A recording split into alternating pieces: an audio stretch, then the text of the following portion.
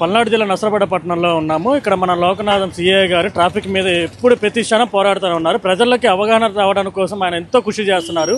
బండ్లు ఎందుకు ఆపుతున్నారంటే పెండింగ్ చలాన్లు ఉన్నాయి కాబట్టి వాటిని రీకనెక్షన్ చేసుకోవడానికి బండ్లు ఆపి ఈ చలాన్లు కట్టించడం జరుగుతుంది. దీని మీద ఇంకా పూర్తి వివరాలు తెలుసుకుందాము. సిఐ గారితో మాట్లాడదాం. లోకనాథ్ గారు చెప్పండి సార్, ఇప్పుడు ట్రాఫిక్ సమస్యలపై మీరు ఎంతో కృషి చేస్తున్నారు.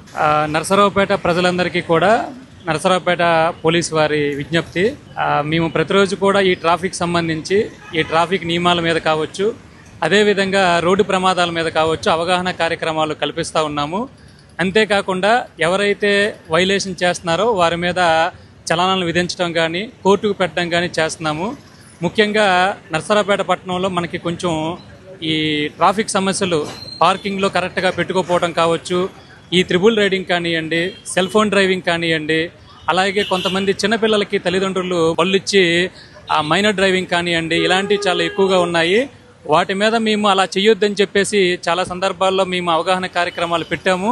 దాంతోపాటుగా ఎవరైతే వైలేషన్ చేస్తున్నారో వారికి విధిగా ఆ చలానాలు కూడా విధించాము. అయితే ఇప్పుడు మేము ఎంత అవగాహన చేసినప్పటికీ కూడా కొంతమంది ఇంకా వైలేషన్ చేస్తూనే ఉన్నారు. దీని మీద కేంద్ర రాష్ట్ర ప్రభుత్వాలు కూడా ఇంత ముందుతో పోల్చుకుంటే ఈ వైలేషన్ నివారించడానికి మనకి చలానాల యొక్క అమౌంట్ కూడా చాలా ఎక్కువగా పెంచారు. దాన్ని పబ్లిక్ అందరూ కూడా గమనించాలి, ప్రజలందరూ కూడా గమనించాలి. గమనించి ఎటువంటి ట్రాఫిక్ సమస్యలు లేకుండా ట్రాఫిక్ రూల్స్ పాటించాలి.